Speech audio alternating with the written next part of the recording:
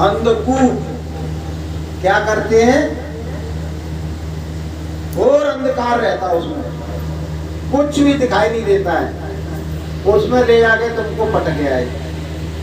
और उसमें बड़ी बड़ी जोंकें, जोंक समझते हो, जोंक, वो उसमें घूमती रहती है और तुम वहां गिरे और तुमको तुम्हारे शरीर पे चिपट गई और तुम्हारा बिल्कुल खून पीना उन्होंने शुरू कर दिया। ना कुछ दिखाई दे रहा है, ना कुछ सुनाई दे रहा है, बस उसमें अंधकार में छटपटा रहे हो। कोई सुनने वाला नहीं, कोई बचाने वाला नहीं, कोई तुम्हारी करुण पुकार को सुन के आने वाला नहीं है। ऐसे ऐसे नरक हैं। वो एक उसमें लिखा हुआ है, इतने बड़े बड़े अजगर, 6-6 मील के अजगर, और उन्हें एक लंबी सांस भरी उन्होंने। और ये इतने बैठे हैं तो बहुत थोड़े हैं, जितने लोग बैठे हैं ना, एक ही सांस में खींच लिया, अपने पेट में उन्होंने रख लिया। अब तुम तो मरे मराए तो हो, ये तो नहीं कि मैं उसमें मर जाऊंगा। अब उसमें भड़बड़ा रहे हो तुम, उसके पेट में ना निकल सकते हो ना कुछ कर सकते हो। अब आपकी इच्छा होगी 2 महीने में, 4 महीने में, 6 महीने में, तो तुमको निकाल देगा, निकल में बैठा लेगा। तो छोटे छोटे पाप कर्मों की इतनी भयानक भयानक सजा है, भयानक भयानक सजा है। अगर उन दृश्यों को तुम देख लो तो दुनिया में कोई आदमी कोई भी गलत काम ना करे। कोई कहेगा भैया मैं नमक रोटी खा लूंगा, लेकिन किसी की चोरी ठगी नहीं करूंगा, किसी से झूठ नहीं बोलूंगा, किसी के साथ बेईमानी नहीं करूंगा, मुझे सुख नहीं चाहिए, इंद्रियों के सुख मुझे नहीं चाहिए, मुझे भोगों के सुख नहीं चाहिए, मुझे शराब पीने के बाद जो मस्ती चढ़ती है भैया मुझे नहीं चाहिए, क्योंकि वो मस्ती मुझको एक दिन ले जाके उन नरकों में धकेल देगी। ऐसे ऐसे भयानक नरक है।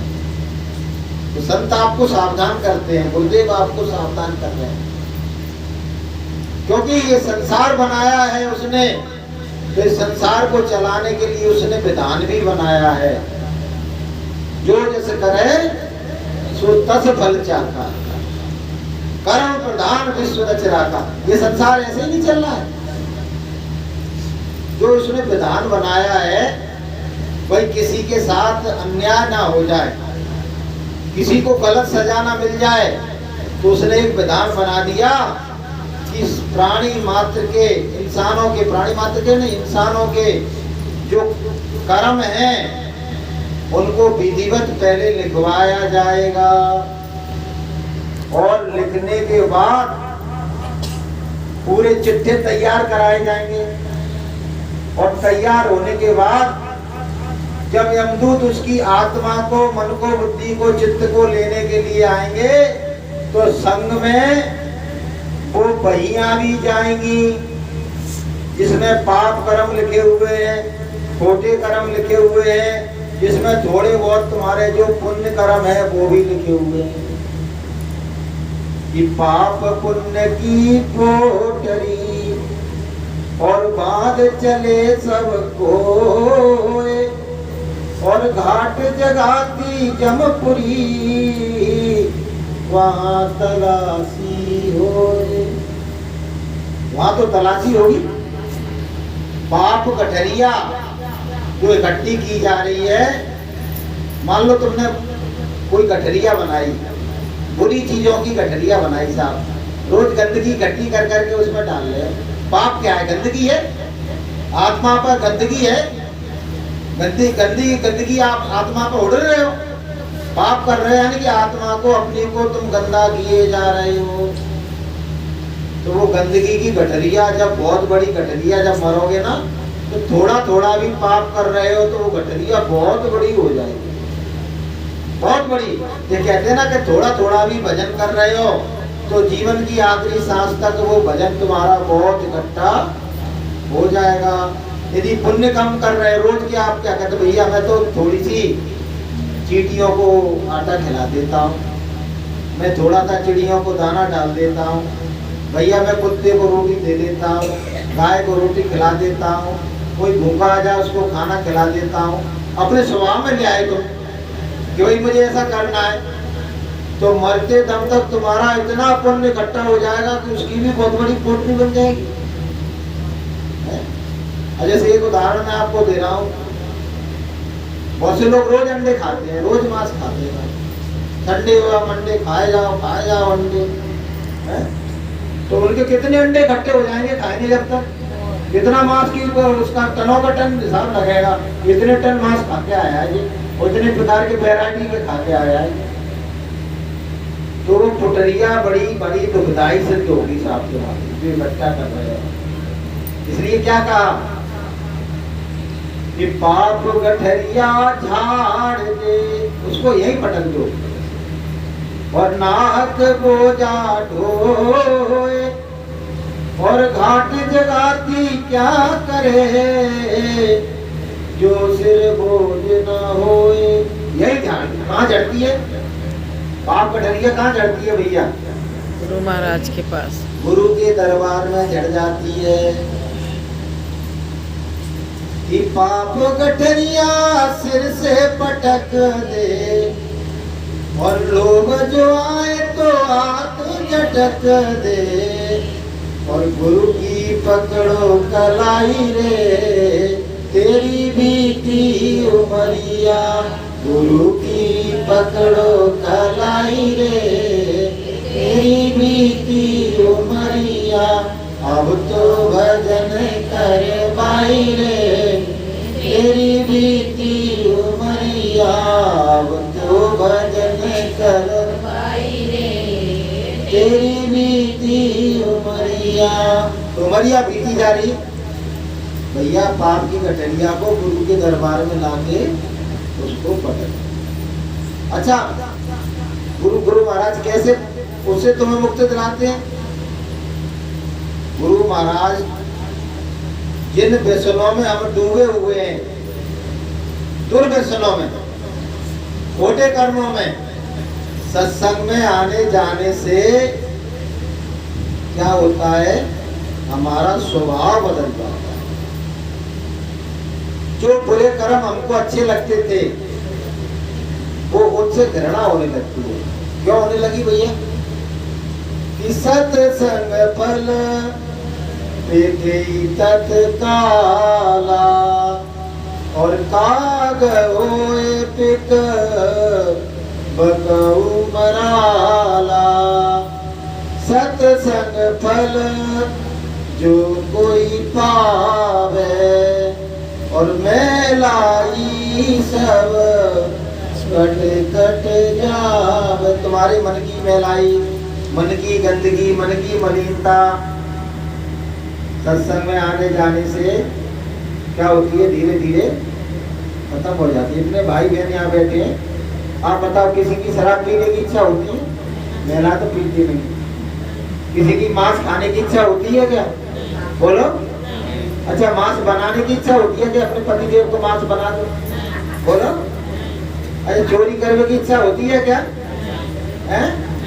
और झूठ सांच बोलने की, चुगली की तो थोड़ी बहुत बची होगी अब, क्या बहुत चुगली की खत्म नहीं भैया। दूसरे को नीचे दिखाने की और अपने को ऊंचा दिखाने की भावना ये बड़ी मुश्किल से जाती है, ये बनी रहती है। तो मोटे मोटे पाप कर्म से तो धीरे धीरे छूट गया। लेकिन इसमें भी एक बात ध्यान रखो, तुम पे वो दुर्गुण ना हो तब तो तुम कहो कि बड़ा क्रोध करता है, बड़ा झूठ बोलता है, बड़ा बेकार आदमी है।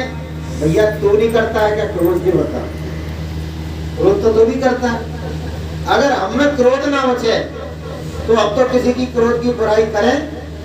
देखा, हम भी तो क्रोध करते हैं। उसका क्रोध तोबा तोबा हो गया और तुम्हारा माशाअल्लाह हो गया है। जो बुराई मुझ में है और वही बुराई उसमें है, तो तुम दोनों तो बराबर हो, फिर एक दूसरे की निंदा काहे को करते हो? तो करना ही नहीं चाहिए। तो इससे भी हमें बचने की जरूरत है। तो सत्संग में आने से तमाम हमारे दुर्गुण दुर्गुण भी दूर हो गए और दुर्व्यवहार करने की हमारी वृत्ति भी बदल गई, दुर्व्यवहार करने की हमारा स्वभाव भी बदल गया। क्योंकि काग होए सुख बकहु मराला, कि कौवा बगुला बन जाता है और बगुला हंस बन जाता है सत्संग में आने से। तो भैया हंस नहीं बने तो बगुला तो बन ही गए, हो गए नहीं बन गए? बोलो, बन गए कि नहीं बगुला? अब बगुला से हंस बनने की तैयारी करो, हैं? अपने स्वभाव को बदलते चले जाइए आप, तब तो काम बनेगा। तो बात वो अधूरी रह गई थी।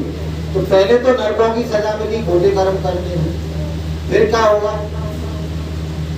नरक से सीधा तुमको इंसान नहीं बनाया जाएगा। सबसे पहले एक तत्व के उसमें जगत में भेजा जाएगा। जितनी भी वनस्पति है ना, 30 लाख प्रकार की है, कितनी है, उनमें आपको एक तत्व का पेड़ पौधा बना के आपको दुनिया में भेजा जाएगा। लौकी तो नहीं है, बटा भी बनना पड़ेगा आपको, बटा का पेड़ भी बनना पड़ेगा आपको, और बबूल का पेड़ भी बनना पड़ेगा। और कहीं ऐसा पेड़ बन गए तुम तो 500 1000 साल तक एक जगह खड़े रहोगे। हाँ, बरगद का, ठीक है। उसके बाद फिर 2 तत्व की रचना में आओगे। 2 तत्व की रचना होती है कीड़े मकोड़े, जितने भी हुक्मज है जे, और बरसात आई तो तमाम कीड़े मकोड़े पैदा हो गए साहब, तमाम कीड़े मकोड़े। इनका काम क्या है? रोज पैदा होते हैं, रोज मरते हैं साहब। रोज पैदा हुए, रोज मरे। मतलब मरने का जो कहते हैं ना कि मरने का बड़ा जन्मत मरत तो सह तो कोई, असहाय पीड़ा उनको रोज दी जाती है। रोज पैदा हो, रोज मरो, रोज पैदा हो, रोज मरो। उसके बाद फिर 3 तत्व के प्राणी बनोगे। 3 तत्व के कौन होते हैं? सारे जितने भी पंख वाले पक्षी होते हैं, आकाश में विचरण करने वाले, वो सब 3 तत्व के प्राणी होते हैं। अब वो भी कितने हैं वो भी बताते हैं, 9 लाख प्रकार के। उसके बाद फिर 4 तत्व के प्राणी बनोगे।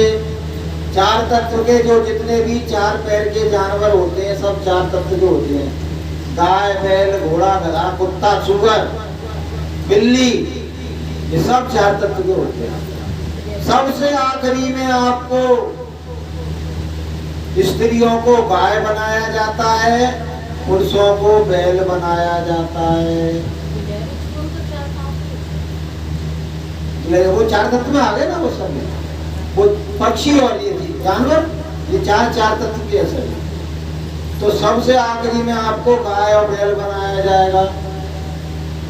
और उसके बाद फिर आपको जो आज आप बने बैठे हो, मानव, इंसान, स्त्री, पुरुष, इस योनि में आपको भेजा जाएगा। वो भी कितने समय के लिए? 50 साल के लिए, 60 साल के लिए, 80 साल के लिए। उसमें यदि आपने चेत गए, जाग गए, गुरु की शरण में आ गए और भगवान का भजन करने लगे तो अच्छी बात है, तो तुम्हारा उत्थान होना निश्चित है। और एक जन्म में नहीं हो पाया तो अगला जन्म फिर मनुष्य का दिला दिया जाएगा, फिर दिला दिया जाएगा। लेकिन अगर मनुष्य शरीर में आके फिर तुमने खोटे कर्म किए तो वही 84 का सर्कल फिर शुरू हो जाएगा, वही 84 का फिर सर्कल शुरू हो जाएगा। तो भैया इस तरह से काल ने हमको फंसा रखा है। जागना है तो जाग जाओ, चेतना है तो चेत जाओ, और जो अच्छा काम भगवान का भजन कल करना चाह रहे हो उसको आज से ही करना शुरू कर दो। कि जाग रे जिन जागना, नानक जी ने कहा है कि इन वचनों को सुनकर जिसको जागना है वो जाग जाए। कि जाग रे जिन जागना, अब जागन की बार, फिर क्या जागे नानका, जब सोवे पाँव पसार। जाग रे जिन जागना, अब जागन की बार। फिर क्या जागे नानका, जब सोवे पाँव पसार। जाग रे जिनको भी जागना है वो जाग जाए, सोने वाले तो सो ही रहे। अच्छा, ये जागना सोना क्या है? ये वो वाला सोना नहीं है कि रात को हम सोते हैं और दिन में जाग जाते हैं।